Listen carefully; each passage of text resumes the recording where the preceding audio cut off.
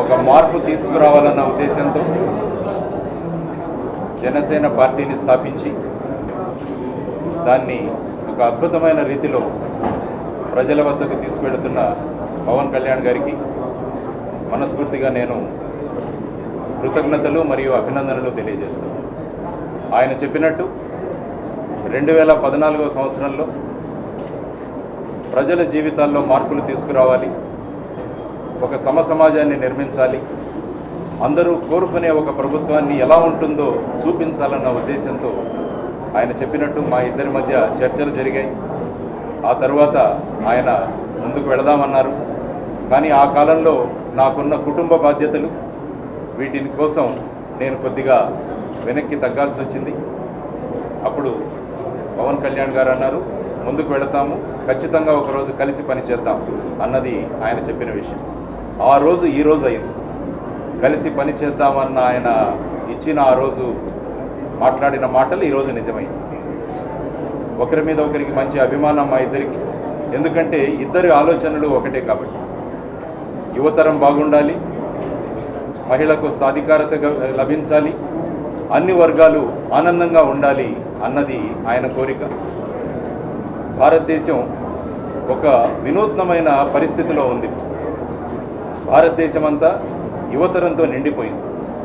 ఈ యువతరాన్ని మనం వచ్చే 5 సంవత్సరాలలో మంచి మార్గదర్శనం ఇస్తూ వాళ్ళలో ఉన్న ఆత్మవిశ్వాసాన్ని పెంచగలిగితే భారతదేశం కూడా ప్రపంచ దేశాల్లో ఒక గొప్ప దేశంగా మారడానికి ఒక అద్భుతమైన అవకాశం. దానికి కావలసింది వాళ్లకు మార్గం చూపించి వాళ్ళ చేతిని పట్టుకొని ముందుకు తీసుకెళ్లే వ్యక్తులు కావాలి. ఆ వ్యక్తి నాకు పవన్ కళ్యాణ్ గారి రూపంలో కనిపించారు. యువతరం ఎంతో ఆశలతో ఉన్నారు. ఆయన మొన్న ప్రకటించిన మేనిఫెస్టో, అది చూడండి, ఇటువంటి మేనిఫెస్టో ఎవరూ ఇంతవరకు ప్రకటించలేదని నేను అనుకుంటాను. ప్రతి వర్గానికి, ప్రతి మనిషికి నేనున్నాను అన్న ఒక భరోసా కల్పించే ఒక మేనిఫెస్టో. దాని వెనకాల ఎంత కృషి జరిగింది, ఆయన తిరిగిన విధానాలు, ఆయన ప్రజలతో మాట్లాడిన విధానాలు, ప్రజలు సూచించిన మాటలు, వీటన్నిటినీ కూడా పొందుపరిచి ఒక అద్భుతమైన మేనిఫెస్టో.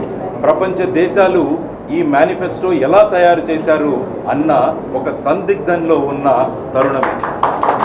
కాబట్టి అటువంటి మేనిఫెస్టోతో ప్రతి ఒక్కరికి నేనున్నానన్న భరోసాతో ఆయన ముందుకు తీసుకెళ్తున్నారు.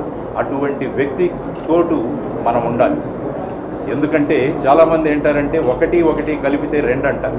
కానీ నేనేమంటానంటే 1 1 కలిపితే అది 11 అవుతుంది అన్నది నేను ఎప్పుడు వాడతాను. కాబట్టి ఈ 11తో మనం మొత్తం ఆంధ్రప్రదేశ్లోనే ఒక మంచి పరిపాలన అంటే ఎలా ఉంటుంది.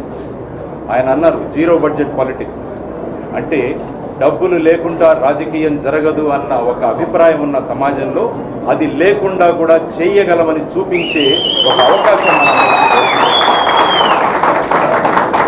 సర్వసాధారణంగా మీరు చూస్తే చాలామంది వ్యక్తుల్లో జ్ఞానం ఉంటుంది.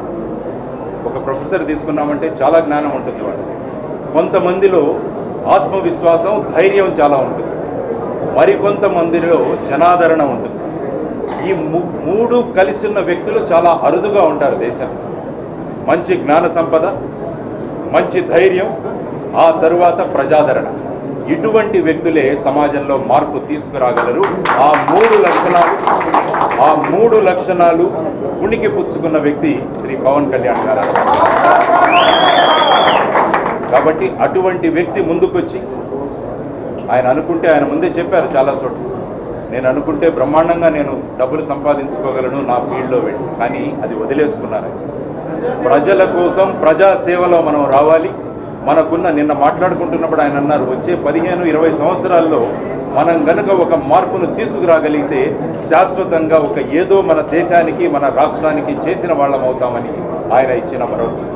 కాబట్టి అటువంటి వ్యక్తితో, మీలాంటి జన సైనికులతో నేను కూడా ఈరోజు ఒక జన సైనికుడిగా మారిపోయాను.